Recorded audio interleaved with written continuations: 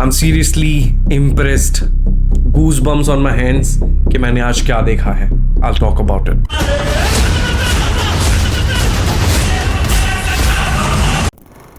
छत्रपति संभाजी महाराज का किरदार निभाना आसान नहीं है।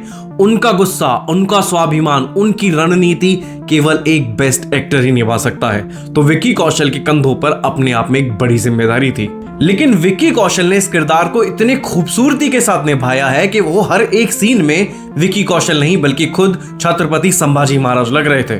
उनकी बॉडी लैंग्वेज, उनकी डायलॉग डिलीवरी, उनकी इमोशनल डेप्थ जो इस मूवी में देखने को मिली है, that is top notch level यार। इतनी खूबसूरत है, मैं क्या ही तारीफ करूं विक्की की।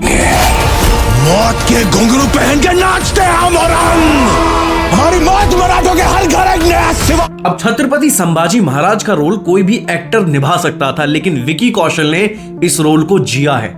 सीरियसली जिया है इन्होंने। एक सीन में भाई साहब वो तलवार घुमा रहे हैं और दूसरा सीन एकदम से टर्न होके इमोशनल हो जाता है। हर मोमेंट पे आपको रियलाइज होता है कि भाई साहब ये बंदा नॉर्मल नहीं बल्कि लेजेंड है।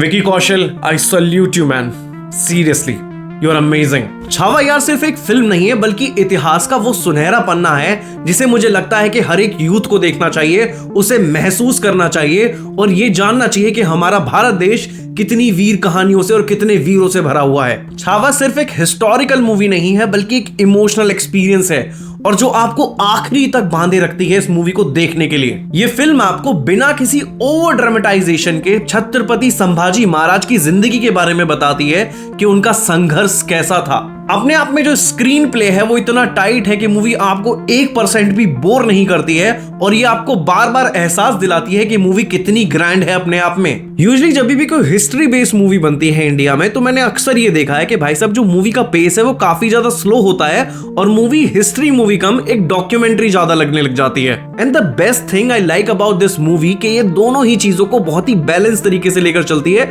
एक फास्ट पेस में मूवी आपको नजर आती है, इमोशनल, एक्शन और ड्रामा का एक परफेक्ट ब्लेंड निकल कर आती है छावा मूवी यार।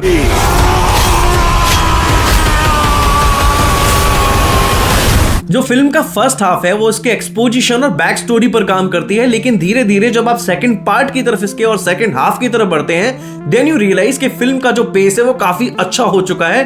Then you get into the world of Chhatrapati Sambhaji Maharaj. लेकिन जो क्लाइमैक्स है ना भाई साहब वो आपको प्योर एंड प्योर गूज़बम्प देगा। दैट विल अश्योर यू कि आप अपनी सीट से उठकर भी नहीं जा पाएंगे। I make you sure. This movie is not just a grand movie, but this is also tells you कि एक्चुअल में जो स्टार सिलेक्शन है वो कैसे की जाती है, कास्टिंग जो है वो कैसे की जाती है।